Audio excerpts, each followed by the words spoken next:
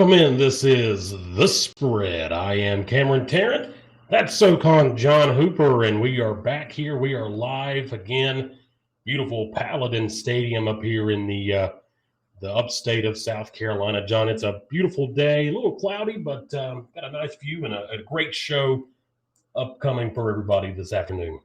Yeah, looking forward to it. Gonna take a look at the Southern Conference football season, preview all 9 teams, see what's ahead for the Southern Conference in 2022. I think you would agree with it. Conference on the rise, really, in FCS football. When you look at the teams moving up, James Madison out of the CAA, Jacksonville State going to be moving up next year. So there's a lot of transition in the FCS, but I think that allows for the SoCon, who is one of the 3 FCS leagues, to remain intact over the offseason, to kind of make a gradual move up the ladder, so to speak, in terms of strength of conference. Yeah, absolutely. Yeah, great show coming up. We're going to do our 2022 Southern Conference preview, getting ready for the upcoming season, John, just around the corner, opening up in less than a month. What do we got, about 4 weeks? We got, when is August 27th? Was that 17 days? Yeah. So Mercer plays Morehead State, who Morehead State has their back-to-back winning seasons for the first time since 2003. And 2003, App State, it took an Eric Rockhold field goal to beat them at the buzzer in that game. So we've got a lot of good things for today. We're going to make our picks on where we think each team in the Southern Conference will finish, John. And then we will also kind of go through some of the better players to watch out for this year in the Southern Conference. Potential coaches that may be on the hot seat this year. I know of at least 3 that we've talked about, John, that their seats getting real warm at where they're at. And then also, too, I think at boiling point. Yeah, and then also, too, I think a big discussion that I'd like to have, John, is the national media of the FCS.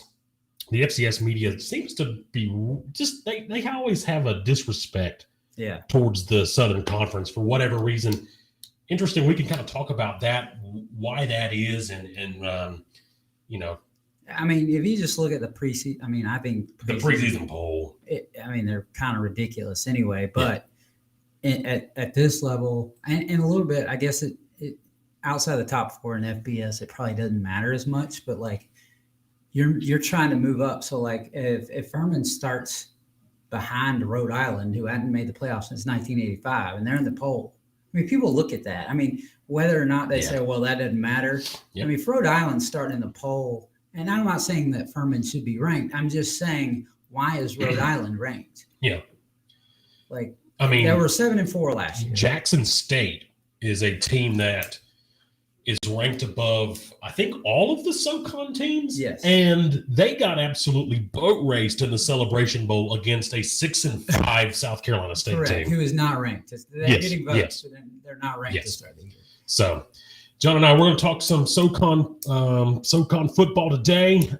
Perfect venue here at Paladin Stadium to do that. Sorry, I was a little under the weather this past weekend. Actually, a lot under the weather this past weekend. So that's why we didn't have the show on Sunday, but we're back here today. And as we're talking, I'm going to have the coaches poll for the SoCon preseason coaches poll kind of scrolling at the bottom. This is where all of the coaches in the SoCon think that each team's going to rank at the beginning of the year. Chattanooga, the favorite, as both the conference coaches poll and in the media poll, I believe, John? Yeah, consensus favorite. I want to say they were consensus favorite coming into last year. And obviously, I think they were 11 points away in 4 games or 3 games or something like that, and ended up basically in the last couple of weeks of the season against Citadel and Mercer, kind of losing their way out of not only a SoCon title opportunity, but also a playoff opportunity. Both the coaches and the media poll not high on the Citadel or Wofford. Both those teams bottom 2 in both preseason polls. Yeah, one, I think the media had Wofford 8th. Yeah, and then the coaches had Wofford 9th. Right. So, and then some interesting. There's some love for Furman from both the media and from the coaches poll. There's actually Furman got a first place vote. I'm pretty sure I know who that is. I mean, I'm guessing it's George Quarles, maybe at ETSU, because you can't vote for your own team. So I'm pretty sure he voted. I mean, I'm guessing. Yeah. It would either be him or Mercer's Drew Cronick, probably, that would vote for Furman. Yeah. But Furman consensus, they're fourth right now in both preseason polls. But John and I are going to go through and kind of pick where we think each team is going to finish up this year. We're going to look at the schedules and everything as well. Mentioned Chattanooga, the favorite. John, is this a make or break year for the Paladins? Yeah, I mean, in a lot of ways, there've been high expectations. Going back to this, I guess they were picked to win it in the spring, whatever that season would be called, of 2020, and they really underwhelmed. Yeah. But not. You can't lay it completely at one position or another. I think that it's just they didn't have a complete game on both sides of the ball ever that spring. I didn't feel like, and then coming into last year, well, there was some youth at quarterback, and still you had a little bit of that malaise kind of hangover from the spring. They were really good, I felt like, defensively. But like they struggled so much offensively early on that when the defense did struggle later in a few games later in the season against really good offenses, you noticed it more. And I think this year, I think they're going to be really good because I think Clay Hendricks has got his best offensive line, best contingent, and best depth along offensive line. And there's a lot of starts returning on the defensive line. So what I know about football. And they've got a huge All-American in the back end and Travis Blackshear. Right. And so I didn't realize until the other day that we talked about it, I think, through text, that he had 5 interceptions, which is pretty amazing. I lost sight of that. And there was a time that I'm pretty sure he had his options open to maybe go to the transfer portal and ended up returning for his senior year. So that only benefits Furman more, I think. Yeah, I think this is going to be a big year for the Paladins. Look, they've got pieces, but they've got to be able to do something with it. And, we'll find out. We'll see what happens.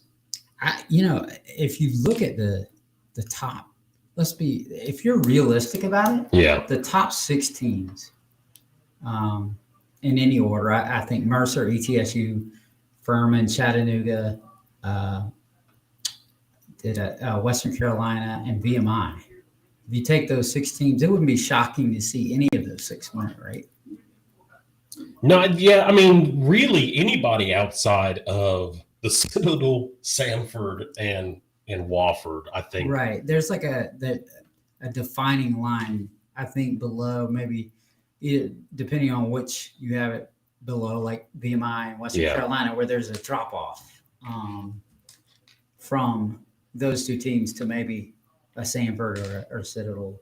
But still, even at that, I think those 3 teams at the bottom are good enough to upset anyone in the league, which is crazy. Oh, there will be upsets. I have no doubt about that. The SoCon always provides some sort of shocking upset, multiple, if not just one, multiple upsets a year. That's why it's always such a fun league, is because really anybody can beat anybody on a given set. Do you think that is a detriment as far as nationally? Because if you do beat each other up, you only get one bit. Like a lot of times, you don't really know how good it is because teams beat up each other and you only get one bid in, like the last 2 seasons. Yeah, I think that's right. I mean, I think that's why there is that sort of disrespect, because it's hard in the SoCon to make it out unscathed,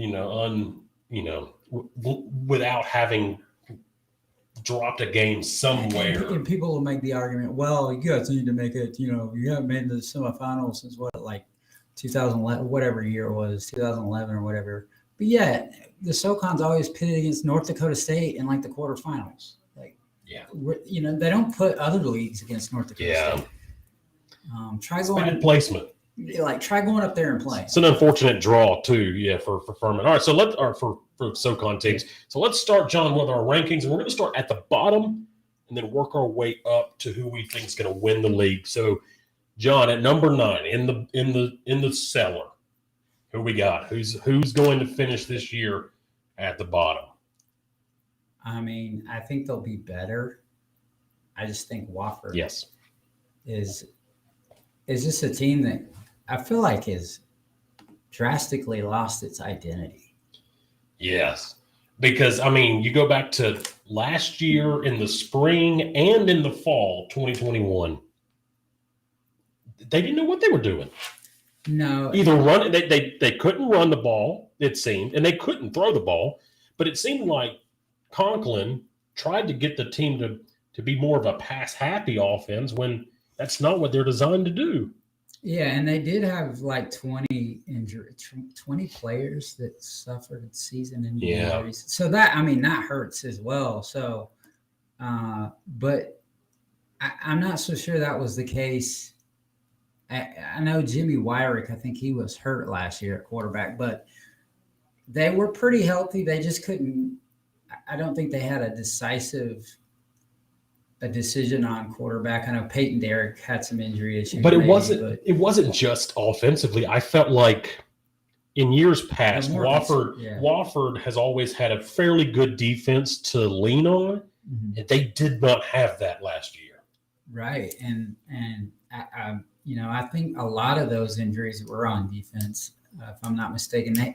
Michael Mason, the outstanding defensive lineman for them, I want to say was injured most of the year. And that really was costly because they play a 3-4, but they've always had, I feel like they've always had one really good defensive end.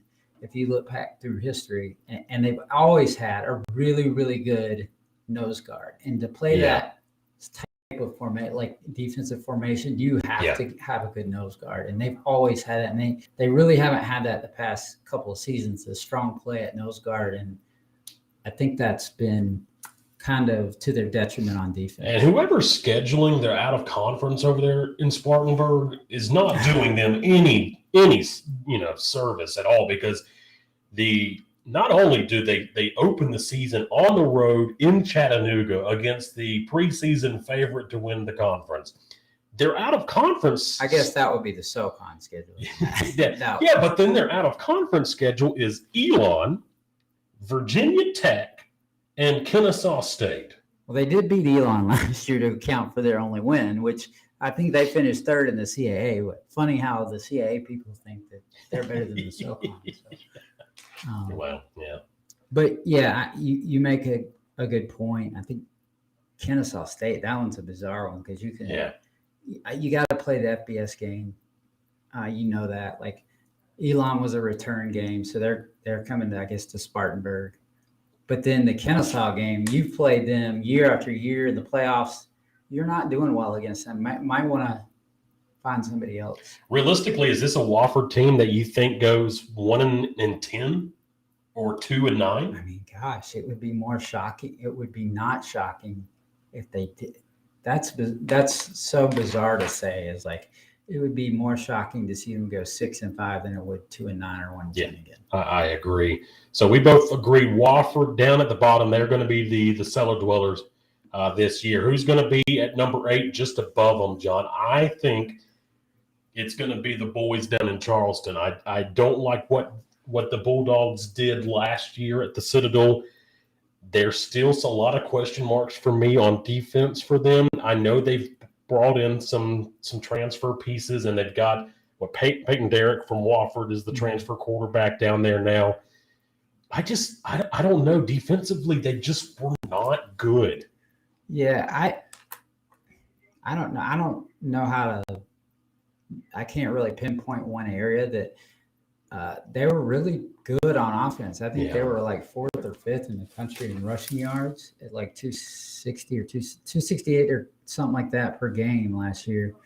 And they They're pretty. I mean, if you look at Jalen Adams' numbers, he was third in the league in, I believe, rushing yards and may have led it in rushing touchdowns. I'm not sure on that, but like he generated a lot of offense. He transfers out to go play receiver. Yeah. How many quarterbacks you hear? Well, I want to play a receiver, coach. It's like the guy in, that Christmas show that wants to be the dentist, the elf. It's like he wants to but he wants to go play receiver somewhere. And so, I mean, you can't blame him. But I can understand too. Like you take a lot of hits, you take an abuse in that offense. So I can also see it from that standpoint. But you welcome in a Peyton Derrick quarterback that's been at Appalachian State, Wofford.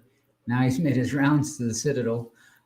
So either former or current SoCon schools. And he's got experience to run that offense, and he knows that offense because it's similar at Wofford. But I think the question mark's still on defense with them, and that's part of the reason why I've got them at 8. Where do you have them falling? I have them at 7th.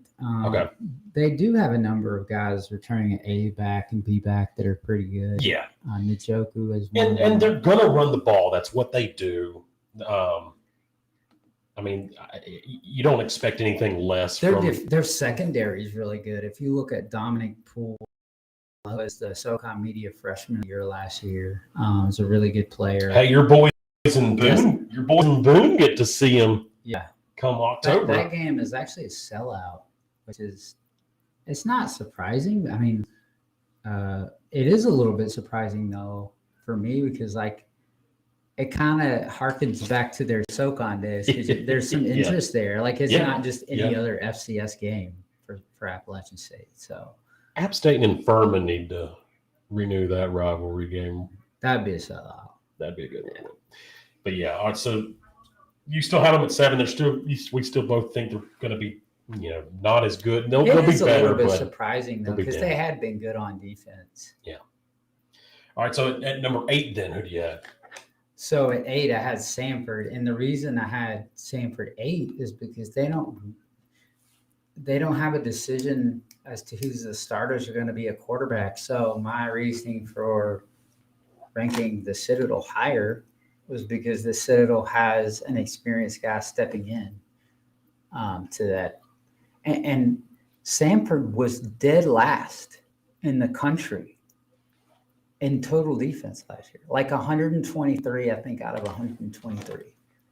And they've got to get, I mean, you talk about the Citadel needing to get better on defense. I mean, I think they gave up like 508 yards a game last year, that's crazy. And they had done, like the previous spring, they had done really well because they were one of the hotter teams in the SoCon coming into the season. So there was a lot of expectations coming into 2021 for Samford. I may shock you here, John, but I've got Western Carolina in the 7th spot. Much for the same reason, defensively, not good there. If you in Colorado, not good. I give you a homework assignment. Go back and if they rank, I don't know, out of the bottom 2 positions in total defense in the SoCon, other than maybe 2017, I got back to like 2010, 9. I'm like, where does this end? They haven't had really good defensive play in years, almost 2 decades. And what do they got at quarterback coming back this year? That's another question I've got. Well, they got Carlos Davis, who was he started twice. I think he started against Mercer, and I believe he started against the Citadel and was the SoCon Player of the Week. That's been an area for them though the past few years that's not been good. Is that quarterback play? Yeah, and the thing about that made them kind of strike the iron while it was hot last year because they had their offensive coordinator, their quarterback. They had everybody in that offense that was at Valdosta State or Tusculum or wherever they were. So they already knew. I mean, they had a 6-year guy at quarterback. I mean, you can't. That's almost priceless. And you're running that offense. And he knew that offense. Yeah. now with everybody making adjustments to that offense, how's it going to look in year 2? That's my question. It's same with, we saw it in the ACC with Paul Johnson. Once those coaches made the adjustments to Georgia Tech's offense, they were never the same again. Is that going to be the same MO sort of for Western Carolina? Everybody going to make an adjustment around the league because these are good coaches. So obviously they're going to make adjustments. Yeah. So I had Western there at 7. You had Citadel at 7. At number 6, John, this is where I Samford. I gave them a slight edge over Western Carolina because I know the Hatch-a-tat, they're going to put up points down in Birmingham. They're going to score. I can guarantee you they're going to score points. Can they stop anybody? No, probably not. And they got, I will say something. They will beat Wofford, which is always weird. But Samford always has talent. Yeah. Whether they get everything out of that talent is a different story. But they always have. I mean, Alabama's. I mean, that's like, if there's a heaven for football, it'd probably be Alabama. So they get good players. Yeah. And they're going to score. They're going to put up a lot of fireworks, and it's going to be a show on offense. But man, defensively, those guys down in Hoover, Alabama, Birmingham, it's not pretty. No, and one thing that always masks bad defense is if you have a high turnover margin. So the spring before that, they had a really good turnover margin, which I think masked a lot of issues that they had stopping the run in some other areas because they were getting a lot of turnovers. So that kind of reared its ugly head in the 2021 season. It'll be interesting. They got a new defensive coordinator coming in. I think it's Coach Boone is coming in. Is he going to be able to get them back on a track to where they're good enough defensively? They don't have to be great because their offense is going to score points. They just have to be average. Yeah. All right. So that's where I got Samford at 6. Number 6 for you, John. At 6, I actually had, I debated, but I had VMI. Because I went back and forth. I could actually see VMI finishing as high as 3rd or 4th. But for them, I think they have as much offensive talent as anybody. Again, it's a question of defense. Yeah. Got a really good quarterback coming back. Yes, I think he's maybe the best in the league. Seth Morgan. Seth Morgan's really good, and he's got a little bit of that Brett Favre mentality to him. Gunslinger. Yeah, and he's just if there's 2 guys there, he's going to try to fit it between them. And I kind of like that. He's confident, but sometimes that's going to lead to mistakes. Yeah. And VMI did improve a little bit defensively. We've seen that improvement over the last couple of seasons. They're getting better. They're still not great. They're still not great, but they're getting better, especially up front. I felt like their nose tackle and everything up front is very, very good. And they got Weaver back, who is a guy that he's been around, and so he knows it. And he's they'll be decent across the defensive line this year. I think their secondary is pretty good. I think, and they've got the best linebacker in the league in Stone Snyder. So. They'll be a lot better. And I actually had VMI at number 5, so they were kind of that mid team for me. I mean, they for me are the hardest team to figure because they've got the most talent they've ever had. Probably Scott Wackenheim has made them into a tough out. When he came in the league, they were competitive, but I think there was a point there where they were I want to say they were 1 and I think this is right. They were 2-33 or something crazy against SoCon, in so many seasons. But then they started getting it going in 2020 and the spring. Now they've got some momentum. Yeah, and I like the way that their schedule sets up for them too. Look, they played Wake Forest to open the season. Well, they don't have Sam Hartman anymore. So. No, but I mean that's going to be a loss. But but there's possibilities for wins against Bucknell and Cornell. Two wins there. They've got ETSU, Furman, and Mercer all at home.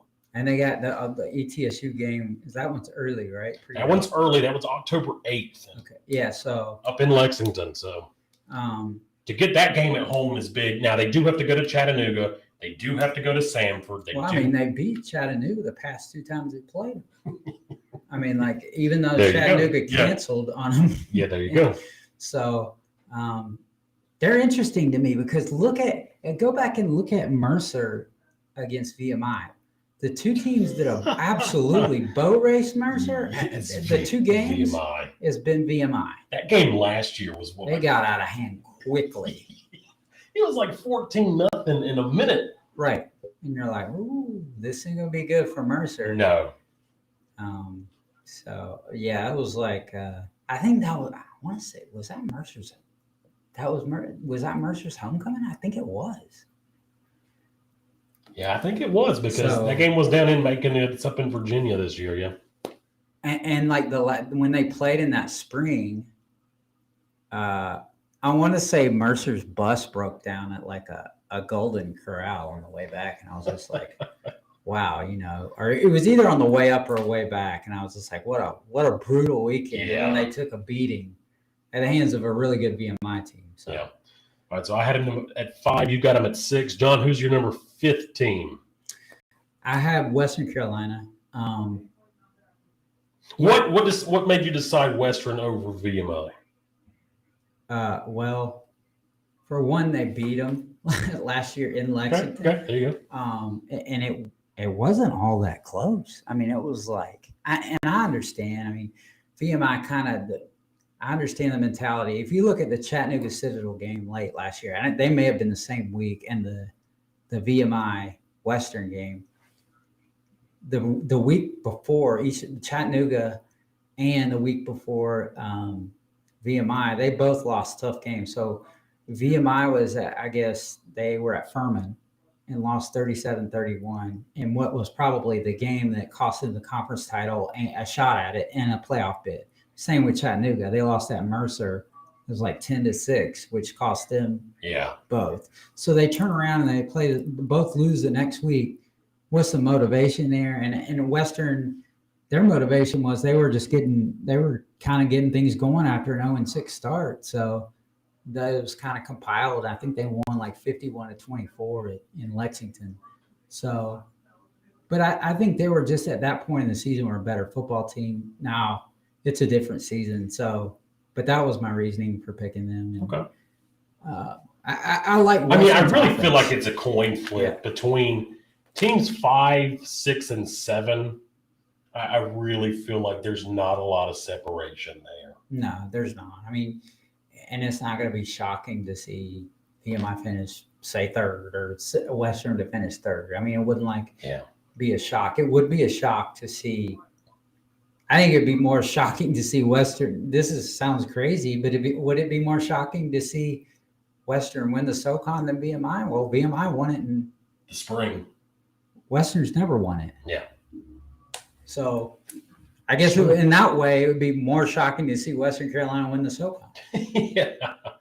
All right. So I got VMI, Samford, Western, the Citadel, Wofford. That's my bottom 5. You got Western, VMI, the Citadel, Samford, Wofford. We'll come back in just a second and do our top 4.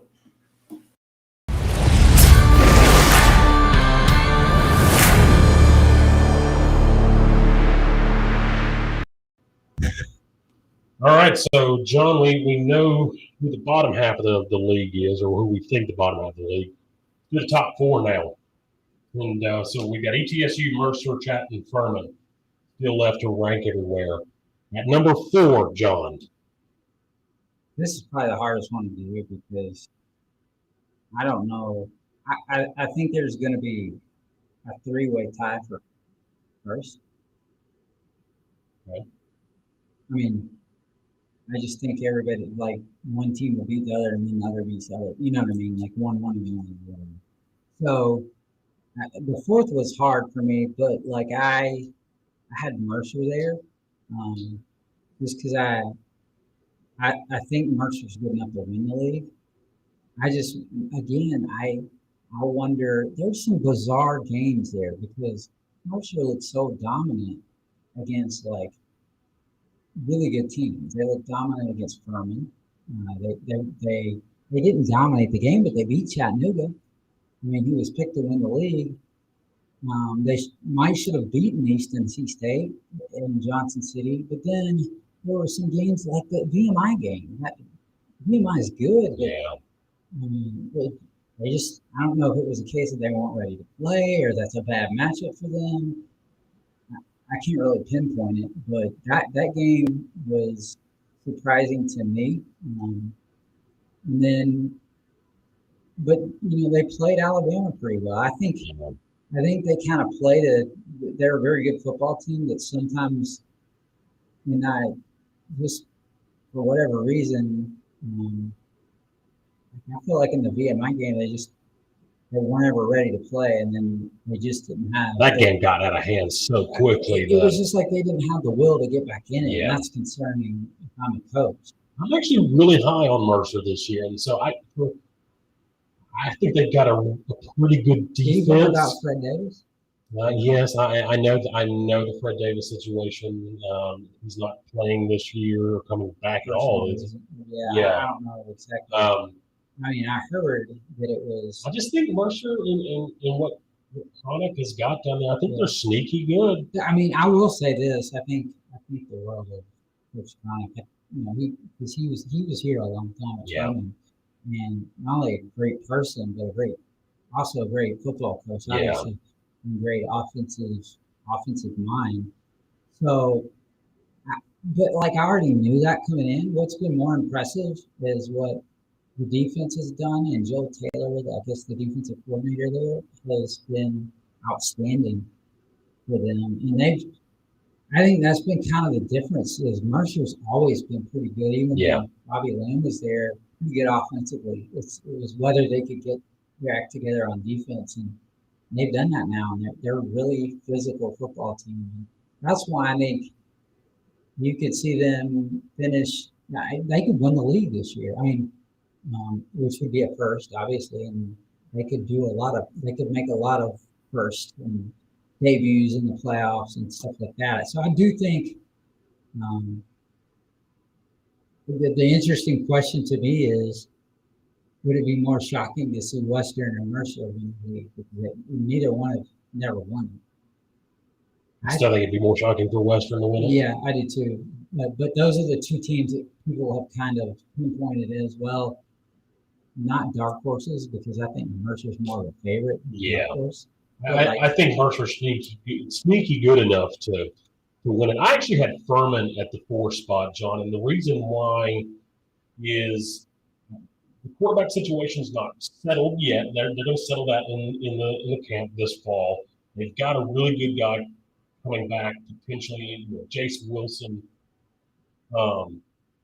really good quarterback. They played several games last year. They've got the transfer from Presbyterian, I believe, right? Defensively, they're going to be very good. I don't like the way the schedule set up for them. With road games at ETSU and at Mercer, I don't like the way Furman travels. But there's a continuity thing there. Like, they know both staffs. I mean, like Charles was coach here, Chronic coach here, obviously. Yeah. So, but is that an advantage or a disadvantage? Well, I mean, the more times, obviously, I haven't been an advantage against Mercer. Yeah. But you see, like you see that offense, and Norman's really not been in either one of those games. I think this year, I just don't see. Maybe I'm wrong, but like, I think Furman wins that game. At Mercer? Yeah. It's 3 in a row against even any good team in any good league. It's tough to do. And at BMI, that's another place they don't play well at, it seems. I mean, yeah, but they probably should have won last. They lost 14-13 because they're driving late and the guy snaps it into the receiver. And so they kind of fell on their own sword there. But yeah, VMI is a tough place to play. That's going to be a good game because it was a good game here. Yeah. I mean, I think they win that VMI game. I think they only lost twice. They lost to the SoCon champs by 4, and then lost by 1 to Western. They were 5 points away. You know, I mean, they weren't that, and their quarterback play wasn't great, if we're honest.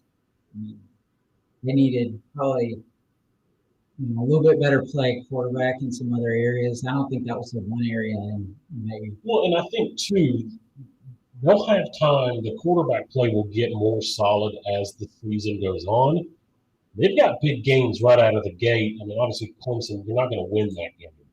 But the ETSU game, week 3. But the pressure's on ETSU. Is it? But yeah. Is it, though? No, but it is because they're the defending conference champs, and George Sproles is coaching his first game as a Southern Conference defending champion at home against his alma mater, Furman.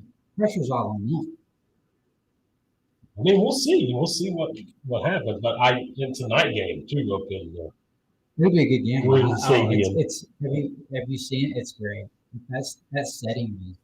And I'll give it to ETSU. Their fans show up. They make it an atmosphere. It's not like playing at I don't know. Not know what place. Sort of like Wofford last year. It's sort of like at times Furman. Unfortunately, it has been. All right, so we're going to disagree there for number 3.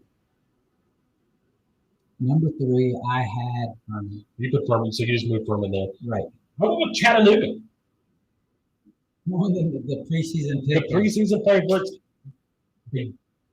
I am not sold on Cole Copeland.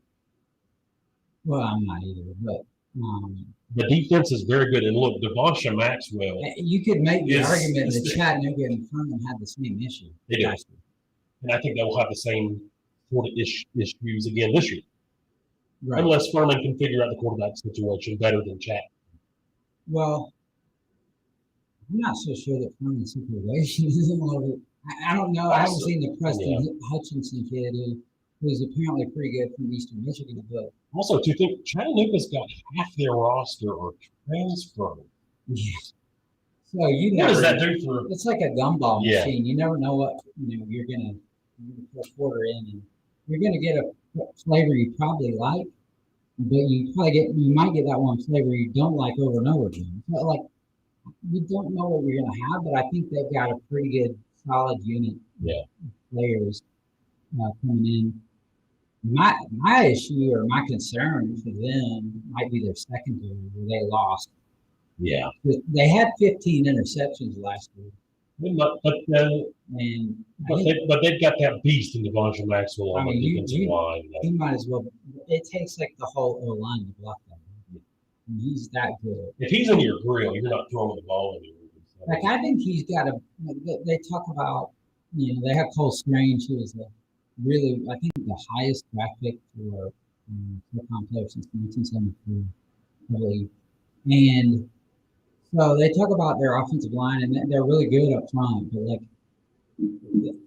I think it's McClendon Curtis. We're talking about he could be a higher pick than Cole Strange. I think the best player on that team, bar none, is Devonta Maxwell. I think he's more of an NFL talent to me than anybody on the offensive line or wherever you want to look on it. He's the best defensive lineman I've seen in the league, and maybe going even back to Davis Cole. I think he's more dominant than Davis Cole back in mid 2000s. I got Chat at 3. You got Furman at 3. So that leaves me with ETSU and Mercer in the top 2 spots, and that leaves you with ETSU Chattanooga in the top 2 spots. Who's number 1? Who's winning the Southern Conference in 2022, John? I said the pressure was on George Sproles, so I'm going to ratchet it up a little more and say that East Tennessee State is not preseason favorite because I think they've got the best team coming back as a whole. Yeah, I mean it's. However, I think it gives them the advantage. I really like his poise as a quarterback. He won so many games late in the game. He won so many close games in his career. So, and it wasn't like he just took over and had it easy. I mean, he got knocked around. Look, he's got a good backfield. Jacob Saylor's one of the best running backs. Preseason offense. Yep, All-American there. So, I mean, they've got a lot of good pieces on offense. They're good defensively. Their offensive line's really good. And they're really good defensively, too, as well. And I wouldn't say they're as good as Chattanooga, but they're solid. Yeah, they're solid. I mean, they're sort of more – I think they ended up the season ranked 69th in total defense, and Furman was 70th. They're pretty comparable. There's some similarities. I think they were more when their red zone defense was really good. Like Herman's red zone defense was pretty good. Their red zone defense was pretty good, but like in between the 20s, you could get some yards, but their secondary was so good. Like you couldn't get the big play over the top usually against East Texas State. ETSU opens up the season on Thursday, September 1st with Mars Hill. Mars Hill, just like 30 minutes. Yeah, and then they've got Citadel Furman back to back before Robert Morris. They finished the year off, John, going to Starkville, Mississippi to take on Mike Leach and the Mississippi State Bulldogs. They can win that. Yeah, they probably could. They beat Vanderbilt last night. Mississippi State, I mean, they got a really good offense. Well, obviously, I think that'd be priceless if you're Mike Leach's press conference. Yeah.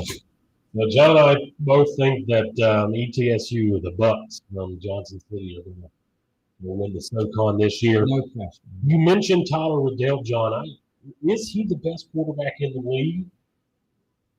He and more. I think the kid can be honest. Morgan. Although, I mean, I think the wild card really is Jason Wilson. Yeah. I mean, I think he's he or Tyler Huff, whoever it is for Furman. I think they're going to put up numbers because I think Furman's got. I mean, I haven't seen any of the league teams in the practice or football. I do know what I've seen of these guys out here, and I tell you, Joshua Harris looks like he absolutely looks like an FBS, like high level FBS to me. And Furman needs somebody that's going to make big plays in the pass game other than tight end Ryan Miller. Yeah, and that was option A, B, and C last year. So yes, they've got some options this year with Kendall Dean from James Madison, and also I think I have a feeling I could be completely wrong, but I think Joshua Harris is going to have a really, really breakout year. Not that he wasn't good last year; he was all freshman. Yeah. I just think he's going to have a big year. Me too. Any other standout players to watch for, John, in your mind for 2022? We kind of mentioned some of them. Having Elon Ford at Chattanooga. Mercer's Fred Payton. Like, he doesn't get enough respect as quarterback because maybe the offensive line, but like he's really, really good. And I think he's not going to put up the passing numbers but he's solid enough that he can win games. He doesn't make mistakes. Yeah.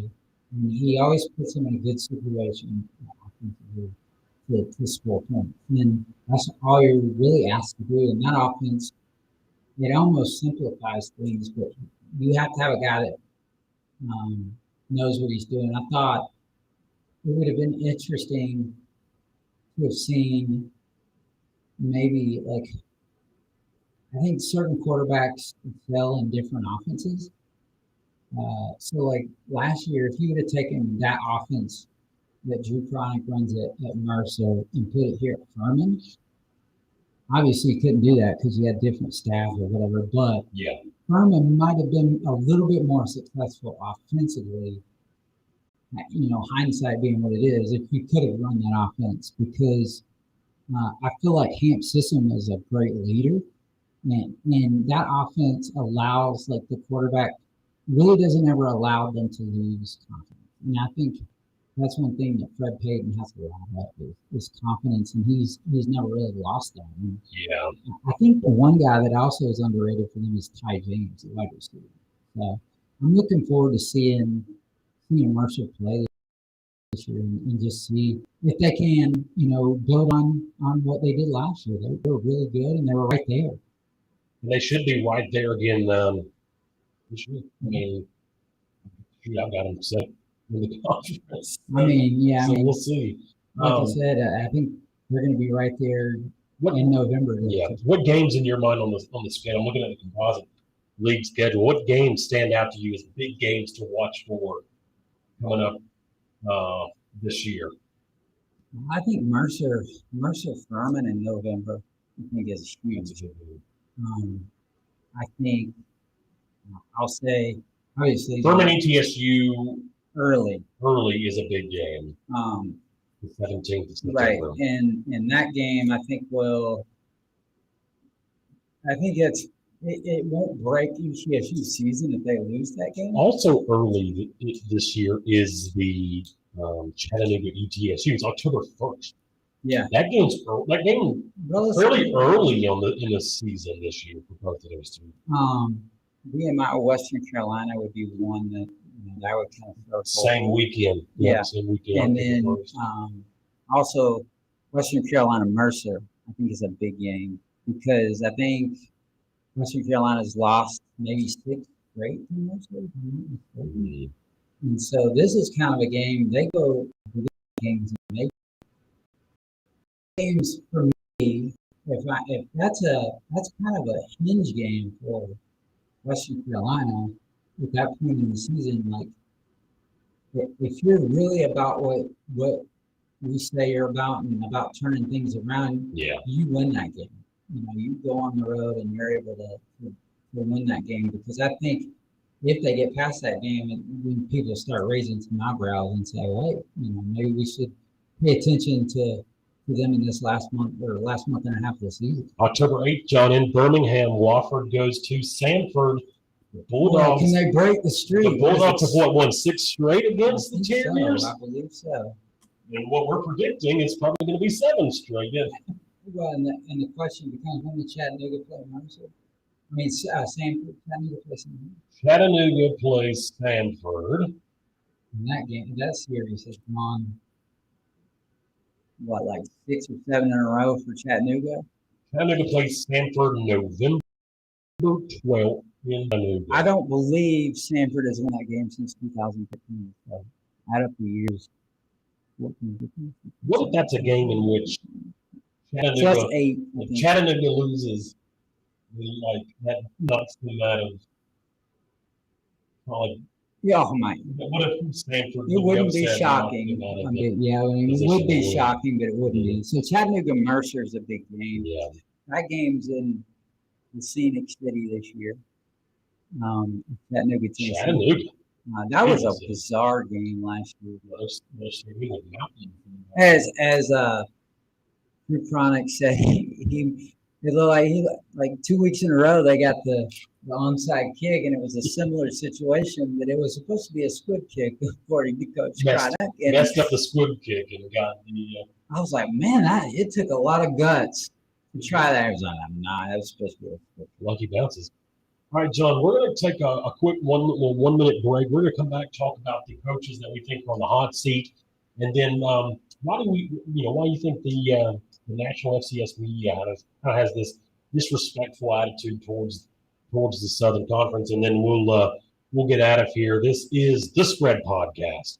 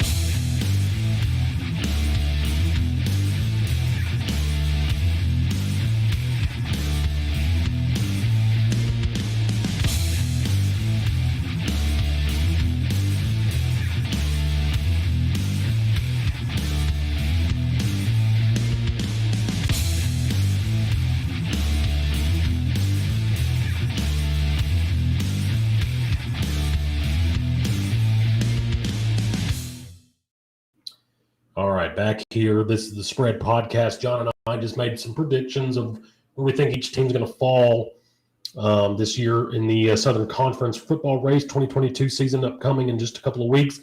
John, coaches that their seat's starting to get a little warm. And I think the 3 big names are the 3 teams that we all kind of had there at the bottom. Brent Thompson down at the Citadel, Conklin at Wofford, and then Chris Hatcher at Samford.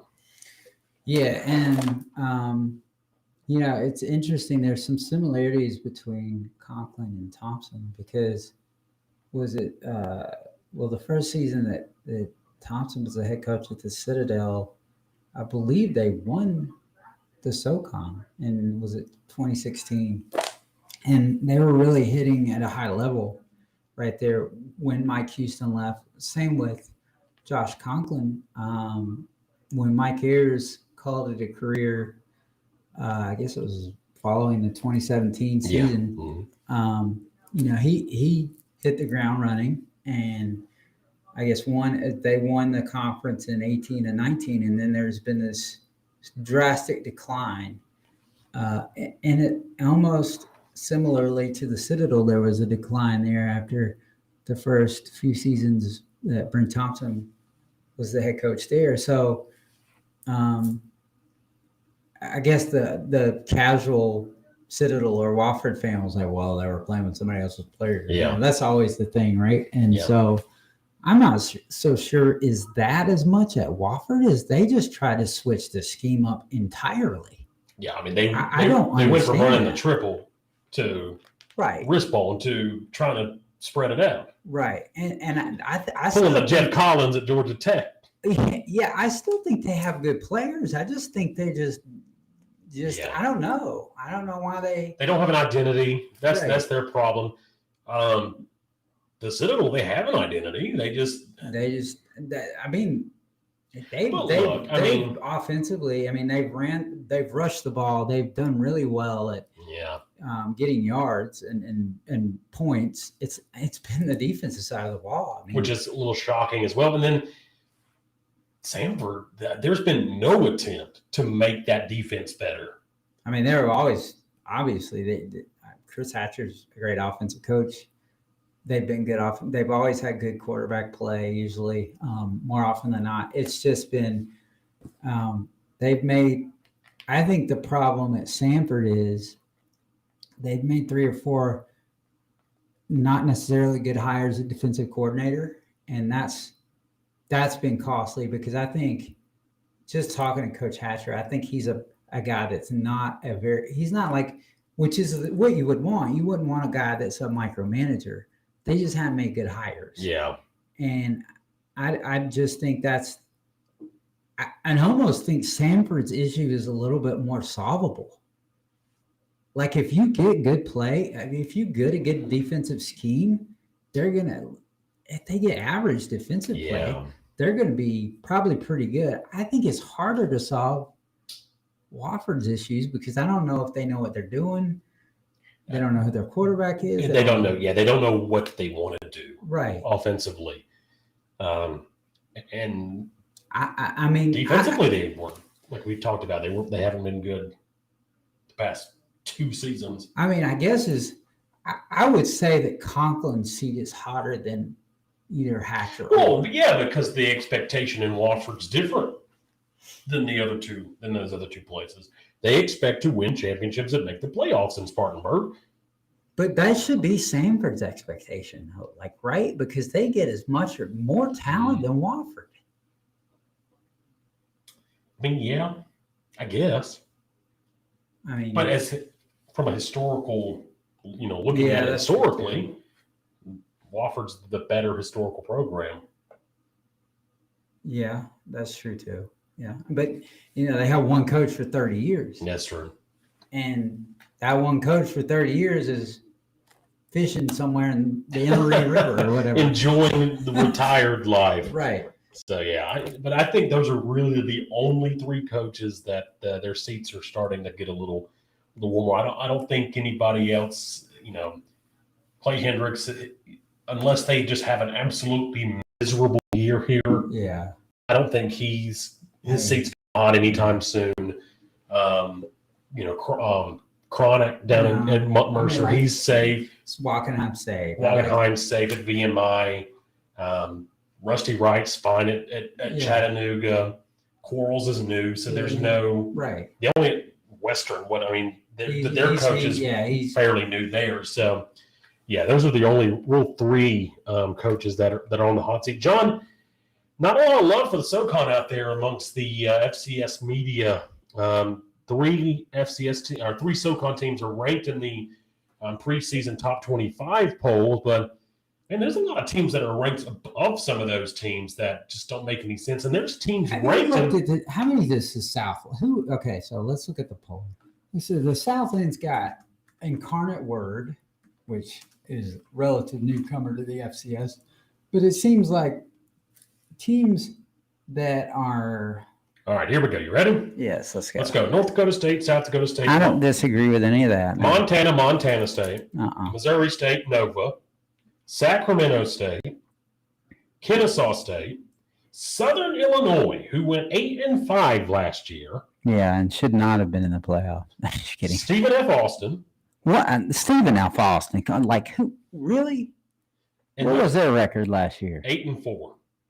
Okay. And then that's decent. Then you got ETSU and Chattanooga at 11-12. Okay. Eastern Washington. They're fine. That's fine. Incarnate Word. Then you got Jackson State at 15. The team that I got a problem with that. We got problems with Holy Cross too. Holy Cross at 16. Well, at least Furman's got their offensive coordinator now. But okay, so they made the playoffs last year. Does anyone in America think that Holy Cross beats the top 6 in the SoCon? Absolutely not. Absolutely not. Holy Cross. Southeast Louisiana at 17. UT Martin at 18, which the Skyhawks are good. Right. They're okay. Delaware, who went 5-6. Yeah. At 19. Yeah, I got problems with that. We got problems with that. Delaware is not. They couldn't win. Delaware was not beating half the SoCon last year. Absolutely not. Absolutely not. That's a crime right there. Weber State at 6-5 last year in the top 20. They're okay. Northern Iowa. Well, yeah, that's a team. What are they? 6-6 and got in the playoff hole. They play in such a tough conference, I get that. That's a tough conference. But come on, man. Rhode Island, who has not been to the playoffs since 1985. Literally, Furman was the last team that knocked them out of the playoffs, and they're ranked. Rhode Island is above Mercer at 23, and then Richmond, despite us. Yeah. Well, what has Russ Huesman done there that he didn't do at Chattanooga? And then he's lost a lot more games. UC Davis rounds it out. Yeah. UC Davis says. All right, then here's others receiving. There's not another SoCon school except for Furman that's even gotten votes. Right. And probably I would have said, let's see, VMI should have probably. Princeton and Harvard and Dartmouth got more votes than Furman got. Yeah, come on, man. Like, if we're real about this, is Furman's boat racing all three of those? Florida A&M got more votes than Furman. Florida A&M, that's what's ridiculous. Is I get it if you want to rank these teams, but if we're putting the Rattlers out here at Paladin Stadium, it's not close. Yeah. South Carolina State almost got as many votes as Furman did to try to get a rank. It's just like the FCS poll is a joke. It is. Let's call it what the FBS. The AP poll is not much better. Right. But the FCS stats poll, it's a joke. It's awful. Yes. I mean, these teams are not ranked according to strength. I get it. If you want to rank Ivy League, who doesn't compete? Sacred Heart got 12 votes. Sacred Heart. Really? Are we having this? Monmouth. got more votes than Furman. Well, they're proud of New Jersey because we couldn't say Rutgers would be, right? Yeah. It's amazing. But why do you think that is? Why do you think the FCS media has this? A little bit of a Northeast bias. Is it the Northeast or is it more of the Midwest? Because I feel like the OVC, I get it. I mean, that is a good. The OVC and the Missouri Valley get all the love. The OVC needs to worry about keeping its teams. Before you know it, Lindenwood will be getting votes. I mean, whoever that is. Wagner. The Seahawks. Yeah. So there's a certain number of conferences. The NEC, the Pioneer League, if we're ranking these teams, it's a joke. I mean, it is. No one is ranking Davidson. They got a playoff spot. Right, but that doesn't mean they're worthy of being in a top 25 poll. We're just giving a bid to it. We're handing out bids to leagues that don't deserve them, is what it is. And then we're saying, okay, they deserve to be ranked. No, that's not the case. I mean, I'm pretty sure did they rank Jacksonville State? No. Okay. No, Jacksonville State was not on there. I mean, there's just so many problems with it. Like you couldn't fix it in 1 hour or 2 hours or 3 hours. And another problem with the poll is like there's 500 voters that are like from the CAA and like 5 from the SoCon. And that's another topic too, is John, the CAA, they're now losing their top member. James Madison is in the FBS in the Sun Belt now. Yeah, look at who used to carry the mail for the CAA. Like, where's New Hampshire and Maine these days? Well, obviously not very good. The Black Bears are not good.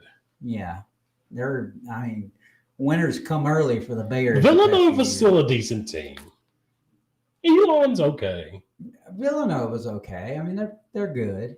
I'll give you Villanova. Is Delaware ranked above Elon though? When Elon finished higher, Did Elon beat him last year? Is that right or not? Elon finished 3rd, right? Yeah. I mean, Elon lost to Wofford. not that that's a bad 1-10 Wofford team. But I get it. Wofford got a little. No, we're healthy in that portion of the season. They probably were a better team then. But that's not a good look for you if you're the CAA, and then you're gonna give them a bias, like yeah. But yeah, I mean, Alabama carries the SEC, but we still praise them. Yeah, the SEC is the grab, but yeah, there's some good teams. I'm not saying that, but like, if James Madison's gone, it's no different. But the SoCon got disrespected when App State and Georgia Southern left. The CAA ought to get the same disrespect when James Madison leaves. It's going to be a fun race, though, in the Southern Conference here, John, in 2022. It's going to come down. I think it's going to come down to the last weekend of the season. Somebody's going to have to win or somebody's going to have to lose in order to determine the champion. And who knows? Like you said, we might have a tie or a couple of teams tied at the top once the thing is all set and done. How many? So if there's a 3-way tie, we'll just let 2 more CAA teams and a Missouri Valley team in. How many playoffs? How many playoff spots do you think the SoCon gets this year? I think they get 2. Probably you're right. I think they get hopeful 2. Of 3, but yeah, it's amazing that in 2016 they got 4. And that was a 3-way tie, wasn't it? No. Well, I think it was Samford. Who got in the playoffs that year? Chattanooga, Samford, Citadel, and Wofford, maybe. That seems right. That seems right. But it's going to be a fun race. Looking forward to it, John. Sunday we'll come back and we'll do ACC football and our SEC predictions. Should be a fun time in both of those leagues. Probably know who's going to win both of those leagues, but we'll have fun looking in that. Safe bet, yeah, looking at those, and hopefully this time nobody else gets sick, John, and we can get back here on Sunday, do a live show, and have Donald join us and talk some ACC football. But it's been fun. Looking forward to the season, man. Looking forward to it. Can't wait, and just a matter of counting the dog days of August down until we get to Mercer and Morehead State on August 27th. That's right. For SoCon John Hooper, I'm Cameron Tarrant. This is The Spread.